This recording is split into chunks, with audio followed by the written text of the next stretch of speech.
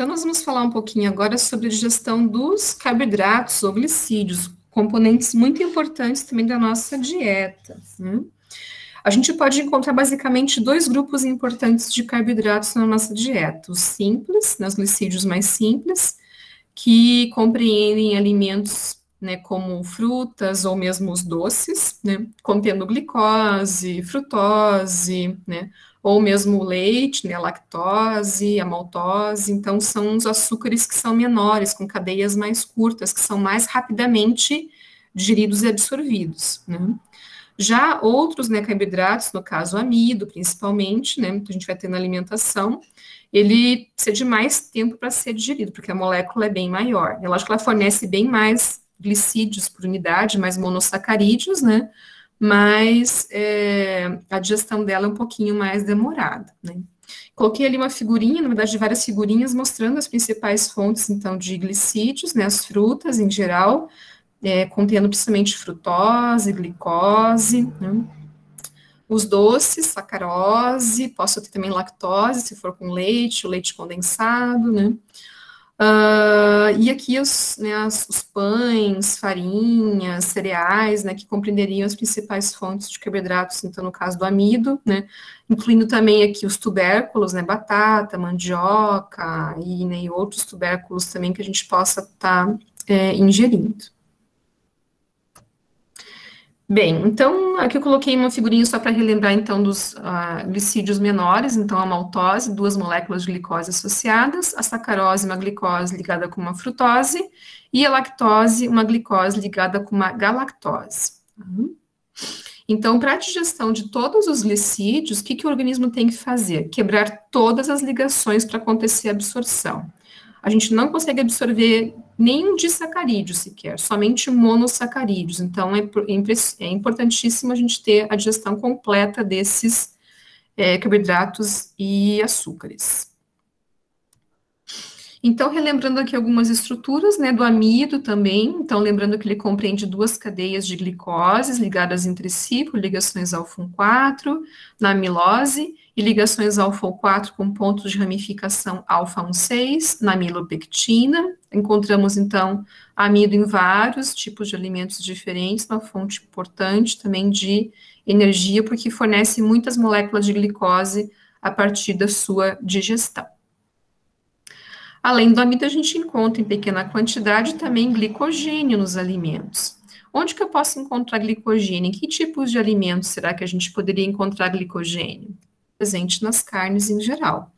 O glicogênio é um polímero que lembra bastante o amido também, só que ele é bem mais ramificado, né? Mas as enzimas que fazem a digestão do amido também podem fazer a digestão do glicogênio, porque a estrutura é basicamente semelhante, né? Moléculas de glicose ligadas entre si por ligações alfa-1,4 e ligações alfa-1,6 nos pontos de ramificação. Além de glicogênio, a gente pode também ter na nossa dieta presente a quitina, né? A quitina é um tipo de polissacarídeo que a gente encontra para quem gosta de comer um camarãozinho no litoral no final do ano, né? Comer aquela casquinha do camarão, quando a gente come a casquinha, a gente come quitina, né? E para quem gosta de comer também fungos, né? Então, os fungos variados, aí, shimeji, shiitake, enfim, a gente encontra a quitina também formando essas paredes, né, dos fungos. E daí a gente não consegue digerir a quitina, infelizmente, né? Então a gente não consegue absorver esses açúcares, né? Que seria, então, uma N-acetil glicosamina.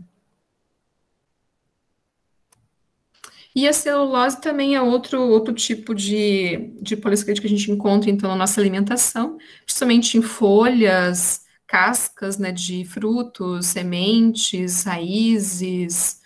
E a gente pode pensar, mas, poxa, a gente já tinha visto, né, que a gente não consegue digerir a celulose. Por que eu vou ter que comer essas coisas aí, né? Comer um monte de folha, pasto, casca. É muito importante para a saúde do sistema digestório, né? Embora a gente não faça digestão da celulose, a gente já tinha visto isso, né? Porque a celulose compreende polímeros lineares de glicose ligadas por ligações beta-1,4, que as amilases não conseguem quebrar essa ligação, né? Você precisaria ter atuação de celulases, que a gente infelizmente não produz, né? Mas é importante, sim, comer folhas, cascas, porque esse material fibroso fornece massa importante para eliminar resíduos alimentares ao longo do trato gastrointestinal. Então, é importante comer fibras, sim, comer cascas, folhas, né, porque isso ajuda na saúde do nosso sistema digestório. Aqui só uma informação, né, a mais, que a gente já tinha até comentado sobre isso em relação à atuação da amilase, então quebrando sempre ligações alfa-1,4, então por causa disso ela pode atuar tanto sobre o amido como também sobre o glicogênio, porque a composição é basicamente semelhante, mas não sobre a celulose, né, então são poucos organismos que conseguem digerir a celulose, né, então a gente tem bactérias e protozoários que ficam presentes né, na mucosa digestória de ruminantes, né, que conseguem, então, ajudar nesse processo de digestão nesses animais, né, e também no cupim, né, que vive comendo madeira também, já que é basicamente celulose. Então, também a gente encontra lá a triconinfa que produz celulase. Então, como que atua a amilase? A gente não falou muito sobre detalhes em relação à atuação dela. A gente vai encontrar basicamente dois tipos de amilase salivar e amilase pancreática. Né? Então, nossa digestão do amido vai iniciar sempre na boca. Né? Quanto mais a gente mastiga o alimento, mais a amilase salivar consegue atuar sobre o amido que a gente tem na nossa alimentação. Né? Se a gente não mastiga muito e engole logo, coitado, não dá nem tempo dela degradar um pouquinho do amido lá que a gente ingeriu. Então, por isso que a mastigação é importante, não só para fragmentar os alimentos, mas para ajudar também na digestão inicial de alguns deles na boca, né? Na cavidade oral. As duas amilases, elas são bem parecidas, têm poucas diferenças, né, em relação a aminoácidos constituintes das cadeias, né, das proteínas. Elas atuam em pHs que são próximos, mas ligeiramente diferentes, né? Então, o pH ótimo da amilase salivar fica na faixa de 6,5, que é o pH da saliva, e a pancreática atua melhor num pH próximo de 8, que é o pH que a gente vai encontrar na mucosa intestinal. Bem, como é que atuam, então, essas amilases, né? As amilases, elas vão quebrar aquelas ligações alfa-1,4. Independente do tipo de amilase, ela atua da mesma maneira. Então, elas degradam tanto a amilose, como a amilopectina, como o glicogênio também, formando vários tipos de produtos possíveis, né? Desde glicoses livres até moléculas parcialmente digeridas. Então, não totalmente digeridas, né? Que seriam as moléculas de maltose, maltotriose, que seriam 3 glicoses ligadas, as destrinas, que são moléculas um pouco maiores, são oligosacarídeos, né? Então, são os principais produtos da digestão das amilases. Tanto para as moléculas lineares como para as moléculas ramificadas, né? A formação de destrinas limites também aqui nas moléculas ramificadas. Bem, e para ajudar a otimizar essa digestão, né, da amilose, né, ou do glicogênio, que tem ligações, né, de ramificação do tipo alfa-1,6, a gente pode ter a contribuição da atuação de uma enzima presente na superfície dos enterócitos, na borda em escova. A gente conhece ela como isomaltase intestinal ou alfa-1,6 glicosidase. Esse nomezinho dela te diz o que ela faz, né? Alfa-1,6 glicosidase. Glicosidase é uma enzima que quebra ligações glicosídicas. Essa aqui quebra ligações do tipo alfa-1,6, né? Então, ela vai quebrar os pontos de ramificação de modo a gente conseguir liberar todas as glicoses, né? Através dos próximos passos daí de digestão. Então, além dessas enzimas que fazem digestão dos glicídios maiores, a gente tem também as disacaridases, que são enzimas que fazem digestão, então, de maltose, sacarose, lactose, basicamente. Então, seria lá a maltase, a sacarase ou invertase e a lactase. Né? Os produtos formados, então, vão ser os monossacarídeos constituintes. Então, produtos são glicose, frutose e galactose, que podem ser formados da digestão desses açúcares pequenos. E essas enzimas também a gente vai encontrar elas fixadas na superfície dos enterócitos, elas não são secretadas no suco pancreático, elas ficam na superfície dos enterócitos, eles que produzem estas enzimas. Né? Então, para alguém, por exemplo, que tem deficiência de lactase, não vai conseguir digerir lactose, que é o açúcar do leite, né?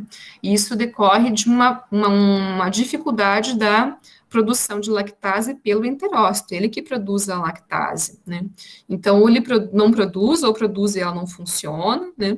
E a gente percebe que essa deficiência, por exemplo, de lactase, ela pode acontecer por vários motivos, né? Eu posso ter problemas genéticos que levam a pessoa a não conseguir produzir essa lactase, né? Observa também que, com o avançar da nossa idade, a tendência é que a gente tenha menos produção de lactase, principalmente para algumas etnias que a gente mais frequentemente observa intolerância à lactose na fase adulta, né? Então, em virtude das dietas, né, de milhares de anos que a gente tinha, algumas etnias que viviam mais isoladas, né?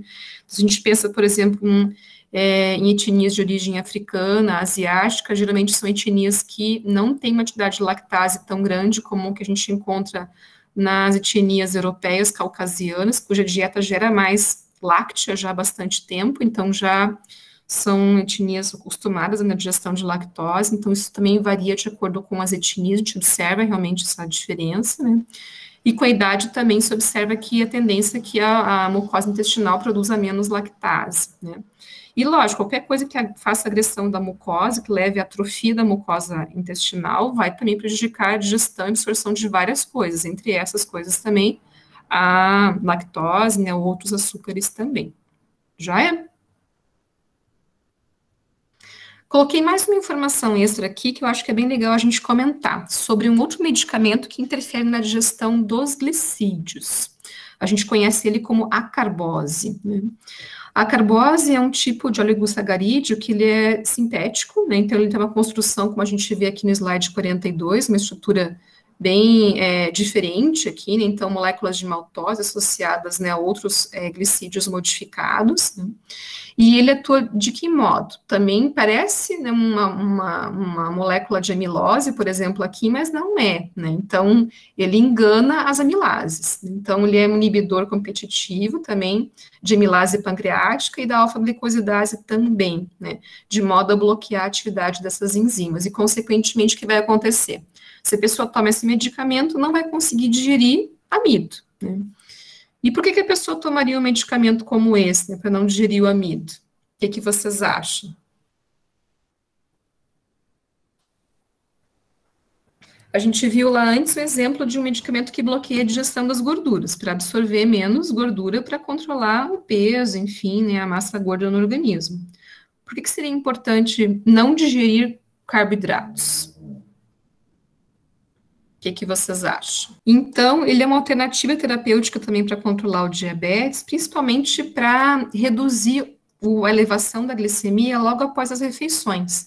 A gente às vezes tem aquela elevação nos diabéticos, né, depois da refeição, e ele pode, esse medicamento que pode auxiliar também a controlar os níveis de glicose. Não é o principal, mas ele pode ser uma alternativa acessória nesse controle do diabetes, porque tem outros medicamentos que são mais utilizados.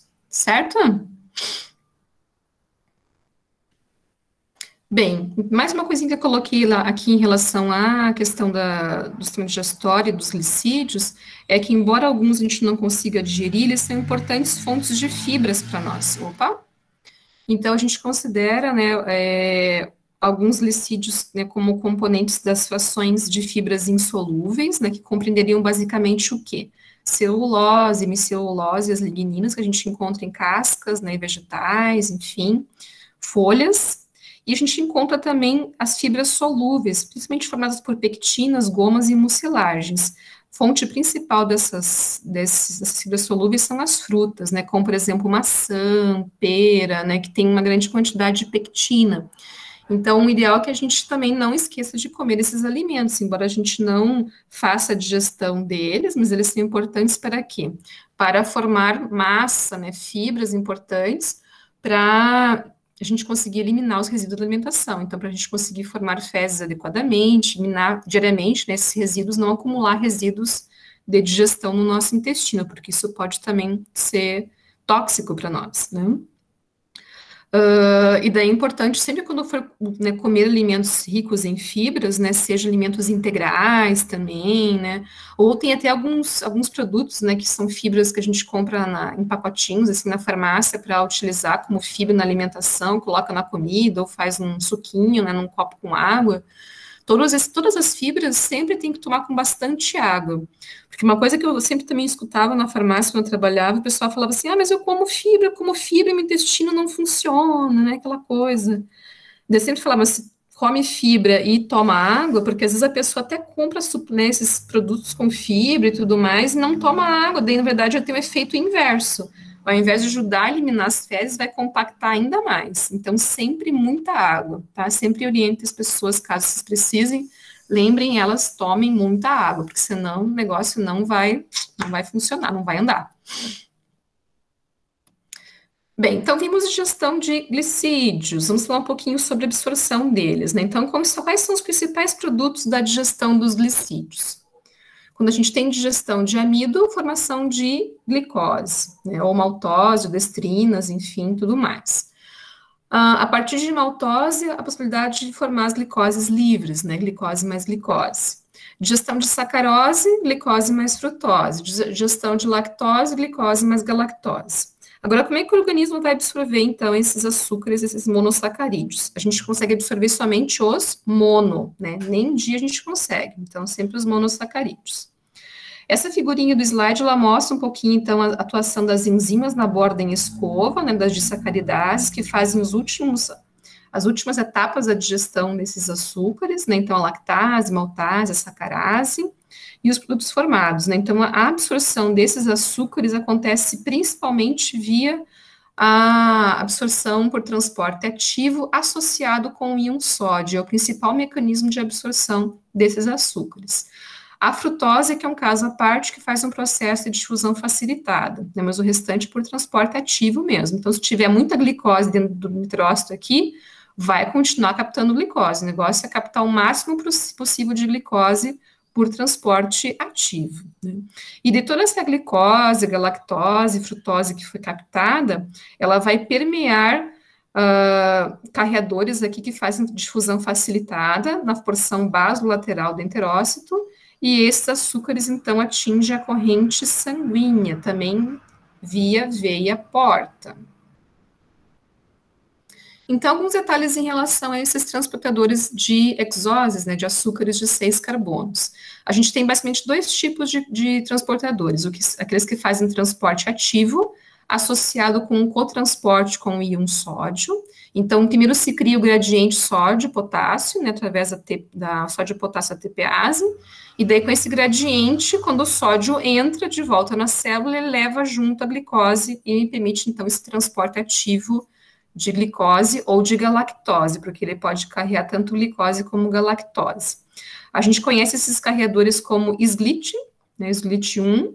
No intestino delgado, a gente tem um outro SGLT, que é o SGLT2, que a gente encontra nos túbulos do néfron, nos rins, que ajudam a gente a reabsorver a glicose, para que a gente elimine glicose lá na urina. Depois vocês vão ver mais detalhes em relação a isso mais à frente no semestre, tá? E além desses carreadores que fazem transporte ativo, a gente tem carreadores que fazem difusão facilitada. Aqui lembrando que é sempre a favor do gradiente, não contra, né? Então, os glúteos todos, né, 1, 2, 3, 4, 5 e assim por diante, nós vamos falar um pouquinho sobre eles também depois, mais à frente no semestre. Então, para carrear frutose, glúten 5 na borda em escova, que é o carreador específico para a frutose, que a gente vê aqui embaixo, no quadrinho especificando, então, os carreadores que transportam quais tipos de açúcares aqui, certo? Então, resumindo, o que vai acontecer lá no enterócito? Aqui eu tenho um esqueminha mostrando, né, a absorção, então, desses açúcares, glicose, galactose ou frutose. Aqui eu teria a luz do intestino, né, a borda em escova aqui do enterócito, e aqui a porção basolateral do enterócito. Então, para a captação de glicose, carreadores que fazem transporte ativo acoplado com o íon sódio, que entra, né, respeitando aqui o gradiente de concentração a favor do gradiente, e glicose e galactose que podem entrar contra, né, mas impulsionados pela entrada do sódio a favor do gradiente aqui na célula. E daí, a partir desse carregamento de glicose e galactose, esses açúcares podem permear aqui carreadores do tipo GLUT2 na porção basolateral. Além de carregar glicose e galactose, também as células podem captar frutose, mas aí o transporte é por difusão facilitada, sempre a favor do gradiente. Então, se tem muita frutose aqui já dentro do enterócito, não vai entrar mais. tá? Então, é um glúteo do tipo 5, e ela também permeia aqui a porção basolateral no mesmo tipo de glúteo que é o glúteo do tipo 2, atingindo, então, a corrente sanguínea, que vai levar, então, todos esses açúcares primeiro lá para o nosso fígado, via veia porta também. Mesmo mecanismo de absorção que a gente tinha visto antes para os ácidos graxos de cadeia média e curta. Certo? Então, aqui eu tenho uma figurinha para a gente relembrar, né, resumir esse aspectos em relação à digestão dos diferentes glicídios. Então, o amido, né, a fonte mais complexa, a atuação das amilases, né, salivar ou pancreática. Lembrando que a amilase salivar, ela atua num pH de 6,5, o pH ótimo dela. Então, quando o alimento chega no estômago, ela é inativada, ela não vai digerir nada. E o amido vai ficar, então, aguardando finalizar o processo de digestão quando ele chegar lá no intestino via atuação da amilase pancreática. E os açúcares, então, que podem ser formados, digeridos, então, pelas disacaridase, né? Lactase, maltase, sacarase, para absorção, desculpem, via os carreadores por transporte ativo ou difusão facilitada, glítis e glúteos, né, que fazem, então, esse carreamento, certo? Então, é importante lembrar desses detalhes aqui da digestão e também da absorção destes açúcares, muito importante.